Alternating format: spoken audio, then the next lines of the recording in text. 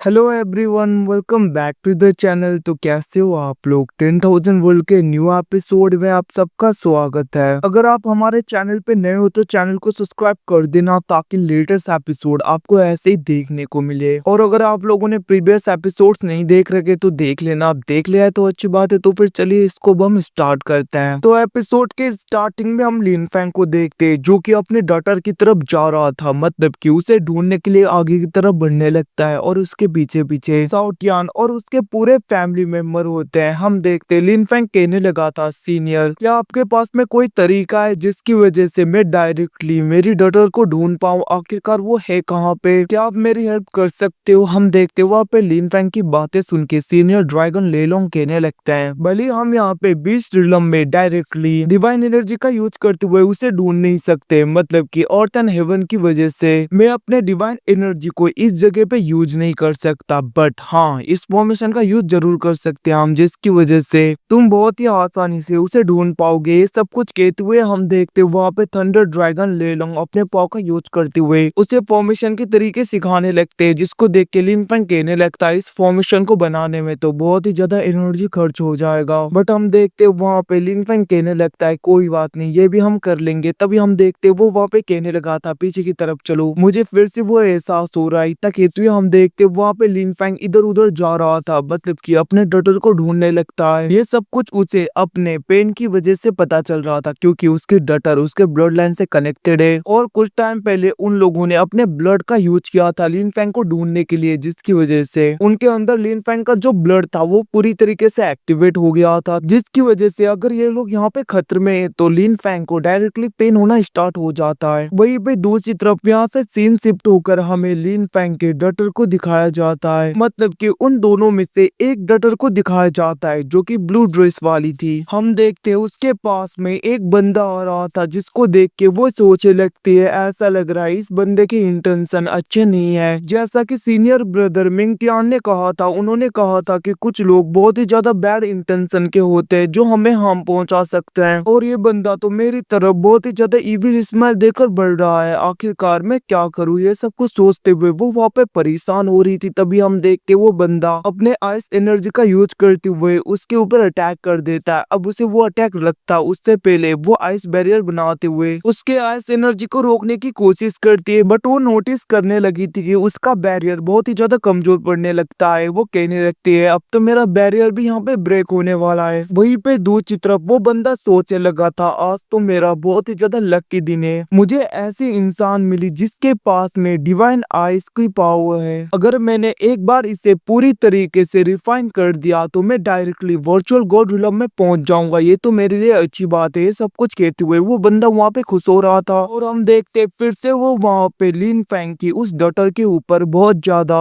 Ice से attack करने लगा था, जिसकी वजह से हम देखते वहाँ पे लिन फैंग के डॉटर को बहुत ही ज्यादा मुश्किल हो रहा था। उसके मुंह से तो खून भी आने लगता है। वो कहने लगती है मैं ज्यादा देर तक इसको रोक नहीं पाऊंगी, वैसे भी ये अटैक बहुत ही ज्यादा खतरनाक है, आखिरकार मैं अब क्या करूँ। ये सब कुछ कहते हुए वो वहाँ पे परेशान हो रही थी। तभी हम देखते वो बंदा फिर से अपने पाव का यूज करते हुए अपने जंजीरों से वहाँ पे लिन फैंग के उस डॉटर को पूरी तरीके से कैद करने की कोशिश कर रहा था, और हम देखते वो जंजीर जाके लिन फैंग के डॉटर के बैरियर के चारों तरफ घूम जाते हैं। वहीं पे लिन फैंग की डॉटर सोचने लगती है ऐसा लग रहा है आज मुझे कोई नहीं बचा पाएगा। ये सब कुछ कहते हुए वो परेशान हो रही थी। दूसरी तरफ वो बंदा अपने फॉर्मेशन का यूज करते हुए बहुत ही ज्यादा खतरनाक अटैक करता है, जिसकी वजह से हम देखते हैं उसका फॉर्मेशन वहाँ पे पूरी तरीके से ब्रेक हो गया था और वो पीछे की तरफ हो जाती है, और वो बहुत ही ज्यादा इंजर्ड हो गई थी। हम देखते तभी वहाँ पे वो बंदा कहने लगता है तुम यहाँ पे सरेंडर क्यों नहीं करती, वैसे भी तुम अब कुछ नहीं कर पाओगी। इतना कहते हुए वो फिर से अपने एनर्जी का यूज करते हुए अपने आइस पाव का यूज करते हुए वहाँ पे लिन फैंग की डॉटर को पूरी तरीके से कैद कर देता है। और हम देखते हैं सब कुछ देख के लिन फैंग की डॉटर कहने लगती है मदर आखिरकार आप हो कहाँ पे, ऐसा लग रहा है आपकी डॉटर आज यहाँ पे जिंदा नहीं बचने वाली। और हम देखते वो वहाँ पे लिन फैंग को भी याद करने लगती है मैं तो फादर से भी मिल नहीं पाई। ये सब कुछ सोचते हुए वो वहाँ पे बहुत ही ज्यादा सैड हो रही थी। वहीं पे दूसरी तरफ उस बंदे को देखते हैं हम जो अपने पाव का यूज करते हुए एक बड़ा सा स्पिरिचुअल पाम अटैक से उसके ऊपर अटैक करने लगा था। वो कहने लगा था आज तुम नहीं बचोगी, वैसे भी तुम्हें रिफाइन करने के बाद में बहुत ही आसानी से मैं वर्चुअल गॉड रिलम में पहुंच जाऊंगा और मुझे कोई रोक भी नहीं पाएगा। ये सब कुछ कहते हुए वो वहाँ पे खुश हो रहा था और हम देखते वो स्पिरिचुअल हैंड डायरेक्टली लिन फैंग की डॉटर की तरफ बढ़ने लगता है। अब वो अटैक वहाँ पे उसे लग पाता उससे पहले हम देखते उस जगह पे एक पोर्टल ओपन होने लगा था और वहाँ पे लिन फैंग की आवाज आने लगती है। वो कहने लगता है तुम्हारी इतनी हिम्मत, तुम मेरी डॉटर को और मेरे रिलेटिव को हार्म करो। इतना कहते हुए उसने अपने स्पिरिचुअल सोर्ड से अपने डॉटर को पूरी तरीके से आजाद कर दिया था। और हम देखते वहाँ पे उसकी डॉटर कहने लगती है ऐसा लग रहा है डैडी आ गए, मतलब कि पापा आ गए। वही पे दूसरी तरफ हम देखते लिन फैंग बहुत ही ज्यादा गुस्सा हो गया था। वो बंदा कहने लगता है आखिरकार ऐसा कैसे हो सकता है। दूसरी तरफ वो कुछ सोच पाता उससे पहले लिन फैंग बहुत ही ज्यादा गुस्से में जाके उसे एक मुक्का मारता है जिसकी वजह से वो बंदा बहुत ही ज्यादा दूर हो गया था। और हम लिन फैंग को देखते जो कि बहुत ही ज्यादा तेजी में जाके अपने डॉटर को पकड़ लेता है और वो चेक करने लगा था, अपने एनर्जी का यूज करते हुए उसे हील कर रहा था क्योंकि उसे बहुत ही ज्यादा इंटरनल डैमेज आए थे उस आइस केज की वजह से और उस बंदे के अटैक की वजह से, जिसको देख के लिन फैंग परेशान होते हुए अपने पाव का यूज करने लगता है ताकि वो उसके इंटरनल इंजरी को हील कर पाए। अब हम कुछ टाइम के बाद का सीन देखते हैं जहाँ पे लिन फैंग की डॉटर की आंखें खुलने लगती है। वो कहने लगती है पापा आप, मैं कहीं पे यहाँ पे सपना तो नहीं देख रही। और हम देखते वो वहाँ पे बहुत ज्यादा खुश हो रही थी जिसको देख के लिन फैंग कहने लगता है ये सब तो ठीक है, क्या मैं तुम्हारा नाम जान सकता हूँ। लिन फैंग की बातें सुन के वहाँ पे वो अपना नाम मेंग सीलिंग बताते हुए उसके गले लग जाती है और वो रोते हुए कहने लगते है डैड मैंने आपको फाइनली ढूंढ ही लिया। अब ये सब कुछ वो कह रही थी तभी वहाँ पे साउटियान और उसके फैमिली मेंबर आ गए थे। साउटियान शॉक पड़ते हुए कहने लगता है क्या ये लड़की मास्टर को डैड बोल रही है, इसका मतलब उस औरत ने, मतलब कि उस लेडी ने ट्विंस को जन्म दिया है। एक तो मेंगटियान हो गया और दूसरा ये लड़की।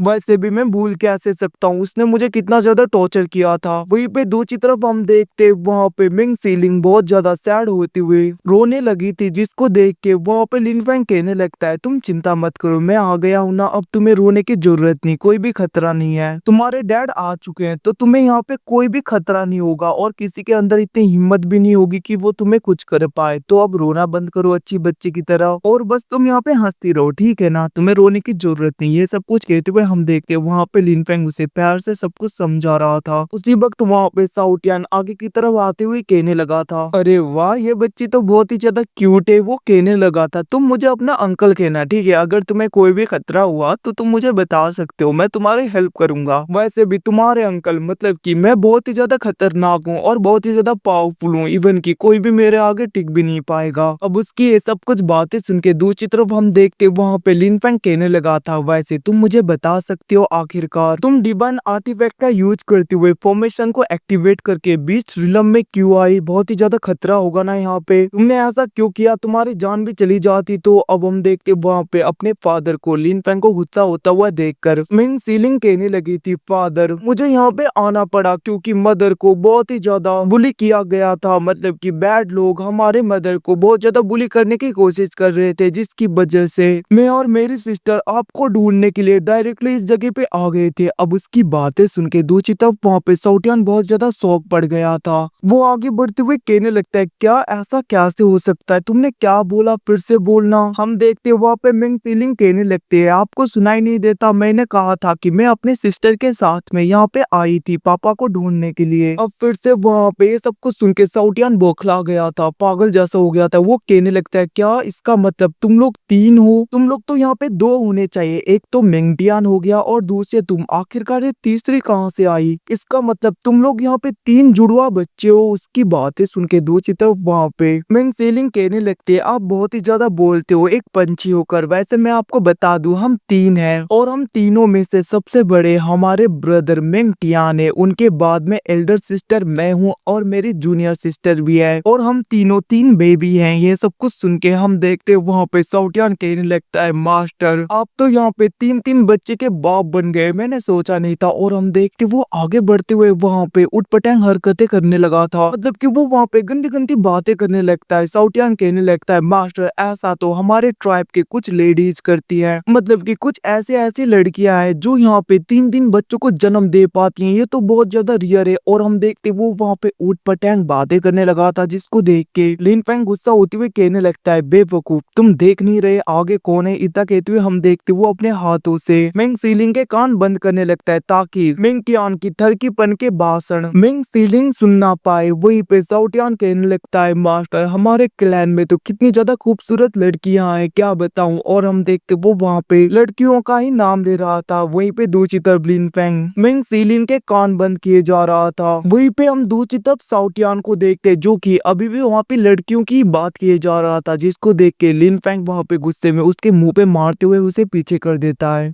वो कहने लगा था बेवकूफ, कुछ कहने से पहले कुछ करने से पहले आसपास तो देखो आखिरकार यहाँ पे है कौन। तुम लड़कियों की बातें कर रहे हो ऐसे छोटी बच्ची के आगे। सच में साउटियान तुम्हें तो 2-3 चपेट और मारने पड़ेंगे। दूसरी तरफ वहाँ पे साउटियान थोड़ा सा डर गया था। हम देखते वहाँ पे लिन फेंग कहने लगता है तो फिर तुम मुझे बता सकती हो आखिरकार तुम्हारे जूनियर सिस्टर है कहाँ पे। लिन फेंग की बातें सुन के वहाँ पे मिंग सीलिंग कहने लगते है फादर मुझे कुछ भी नहीं पता। वैसे भी जब मैं और जूनियर सिस्टर इस जगह पे आए थे हमारे ऊपर थंडर स्टॉर्म से अटैक हुए थे और उन्हीं अटैक से बचते हुए मैं और मेरी जूनियर सिस्टर अलग हो गए। वैसे भी जूनियर सिस्टर बहुत ज्यादा कमजोर है, एक बड़ी बहन होने के नाते मुझे उसका ख्याल रखना चाहिए था, पता नहीं वो कहाँ पे चली गई। ये सब कुछ कहते हुए हम देखते वो वहाँ पे लिन फेंग के गले लगते हुए रोने लगती है। अब उसको ऐसा रोता हुआ देख के लिन फेंग कहने लगा था तुम चिंता मत करो, तुम्हारी जूनियर सिस्टर को कुछ नहीं होगा, हम उसे ढूंढ लेंगे बहुत ही आसानी से। तुम्हारे फादर है ना तुम्हारे पास में, तो तुम्हें यहाँ पे ज्यादा टेंशन लेने की जरूरत नहीं। वैसे भी तुम्हारे फादर बहुत ही आसानी से उसे ढूंढ लेंगे, मैं हूं ना, तुम चिंता मत करो। ये सब कुछ कहते हुए हम देखते वहाँ पे लिन फेंग मिंग सीलिंग को शांत कर रहा था। वहीं पे दूसरी तरफ हम मिंग टियान के ग्रैंडफादर को देखते हैं जो कहने लगते हैं अगर मिंग सीलिंग यहाँ पे हमें मिली तो उसके सिस्टर यहीं कहीं होनी चाहिए, तो हमें उन्हें ढूंढ लेना चाहिए। अब उसकी बातें सुन के दूसरी तो वहाँ पे लिन फेंग कहने लगता है आपने ठीक कहा, वैसे हम सबको अलग अलग डायरेक्शन में जाके उसे ढूंढना पड़ेगा। इतना कहते हुए हम देखते वो सब लोग अलग अलग डायरेक्शन में जा रहे थे जहाँ पे लिन फेंग मिंग सीलिंग को उठाते हुए उसे लेकर जाने लगता है जहाँ पे वो उसके जूनियर सिस्टर मतलब कि अपने दूसरे डॉटर को ढूंढ रहा था। अब हमें कुछ टाइम बाद का सीन दिखाया जाता है जहाँ पे वो सब लोग उसी जगह पे आकर मिलते हैं जहाँ पे वो लोग कहने लगे थे कहीं पे भी नहीं मिली वो हमें। लिन फेंग भी कहने लगता है मुझे भी नहीं मिली। तभी हम देखते वहाँ पे मिंग सीलिंग कहने लगती है फादर ये सब कुछ मेरी गलती है, मुझे जूनियर सिस्टर को टाइटली पकड़ना चाहिए था, मेरा हाथ बहुत ही ज्यादा कमजोर होने की वजह से वो मेरे हाथ से छूट गई और हम दोनों अलग अलग हो गए। ये सब कुछ कहते हुए वो वहाँ पे सैड हो रही थी। लिन फेंग कहने लगता है तुम सैड होना बंद करो, वैसे भी इसमें तुम्हारी कोई भी गलती नहीं है, तुम्हारा कोई दोस्त नहीं, तो तुम यहाँ पे ज्यादा मत सोचो। तभी हम देखते वहाँ पे फिर से साउटियन टपक जाता है। वो कहने लगता है मिंग सीलिंग तुम चिंता क्यों करते हो, तुम्हारा अंकल है ना यहाँ पे, वैसे भी मेरे मास्टर मतलब कि तुम्हारे फादर तो बहुत ज्यादा पावरफुल है, उनके बदले में मैं भी हूँ यहाँ पे, तुम चिंता मत करो। भले ही मैं एक चिड़िया की तरह तुम्हें लगता हूँ बट तुम्हें पता नहीं है तुम्हारा ये अंकल कितना ज्यादा पावरफुल है। अगर तुम्हारी जूनियर सिस्टर को कोई भी कुछ करेगा तो मैं उसे जाके उसी वक्त खत्म कर दूंगा, क्योंकि तुम्हारा अंकल इस दुनिया का सबसे ज्यादा पावरफुल बीस्ट है। ये सब कुछ कहते हुए हम देखते वो वहाँ पे बहुत ज्यादा खुश हो रहा था, मतलब कि अपनी ही तारीफें किए जा रहा था। वही पे दूसरी तरफ लिन फेंग सोचने लगता है ऐसा लग रहा है मुझे डायरेक्टली उसी फॉर्मेशन का यूज करना होगा जिस फॉर्मेशन के बारे में थंडर ड्रैगन ले लोंग ने मुझे कहा था। इतना कहते हुए हम देखते लिन फेंग कहने लगता है अभी के लिए हमें कुनपेंग क्लैन में वापस चले जाना चाहिए जहाँ पे मैं फॉर्मेशन बना पाऊंगा और हम उसे ढूंढ पाएंगे। ये सब कुछ कहते हुए हम देखते वो सब लोग कुनपेंग क्लैन की तरफ आ गए थे जहाँ पे लिन फेंग के साथ में साउटियान के ग्रैंडफादर होते। वो कहने लगते आप चिंता मत करो, आपने फॉर्मेशन के लिए जो कुछ भी चीजें बोली थी वो सब कुछ मैंने लाने के लिए बोल दिया है। इतना ही नहीं हमारे जितने भी इलाइट सोल्जर्स थे उन सबको उन्हें ढूंढने के लिए कहा गया है ताकि वो लोग जल्दी से जल्दी आपके डॉटर को ढूंढ सके। इतना ही नहीं मैंने अपने जितने भी रिलेटिव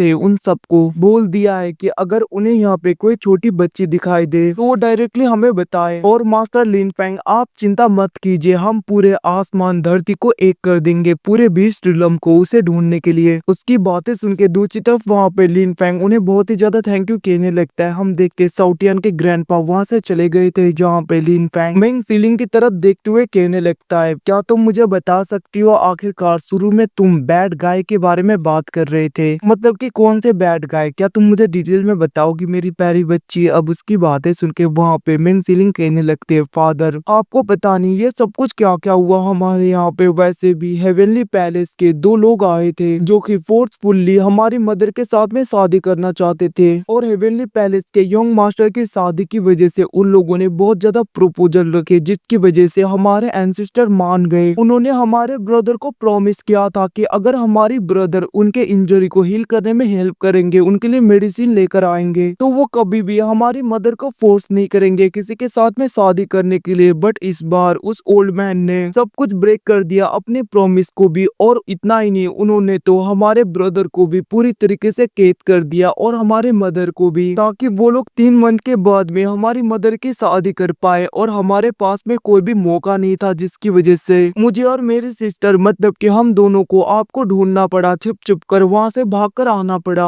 अब इन सब के बारे में सुन के वहाँ पे साउटियान कहने लगता है, सच में तुम लोग बहुत ज्यादा ब्रेव हो, और उन लोगों की इतनी हिम्मत, वो लोग हमारे मास्टर की वाइफ को फोर्स करे किसी और के साथ में शादी करने के लिए। क्या वो लोग मरना चाहते हैं? और उन लोगों की इतनी हिम्मत, वो मिंगटियान को कैद भी करें। अब इन सब के बारे में वहाँ पे लिन फेंग भी सुन रहा था, और वो वहाँ पे बहुत ही ज्यादा गुस्सा होने लगता है। वो गुस्से में कहने लगता है, उन सबको तो बताना पड़ेगा, रुको। वहीं पे मिंग सेलिंग कहने लगती है, फादर इतना ही नहीं, उस ओल्ड मैन ने तो अपने जुबान को भी नहीं रखा। उन्होंने हमारे ब्रदर से पॉल ले लिया, और पॉल लेने के बाद में खुद को रिकवर भी किया, बट उन लोगों ने प्रॉमिस को ब्रेक कर दिया। हमारी ग्रेट एंसेस्टर भी बहुत ही ज्यादा बैड है। अब उसके बारे में सुन के वहाँ पे लिन फेंग और भी ज्यादा भड़क रहा था। वो कहने लगता है, ऐसा लग रहा है उस ओल्ड मैन को बहुत ही ज्यादा तड़पाना पड़ेगा। अब अपने फादर की ऐसी बातें सुन के वहाँ पे मिंग सीलिंग कहने लगते हैं, फादर क्या आप ट्रू गॉड लेवल के बंदे को हरा सकते हो? क्या आप सच में उन्हें बीट करोगे? अब अपने डटर की बातें सुन के वहाँ पे लिन फेंग कहने लगता है, मेरी प्यारी बच्ची तुम चिंता मत करो, सबसे पहले तो हम तुम्हारी जूनियर सिस्टर को ढूंढेंगे। उसे ढूंढने के बाद में हम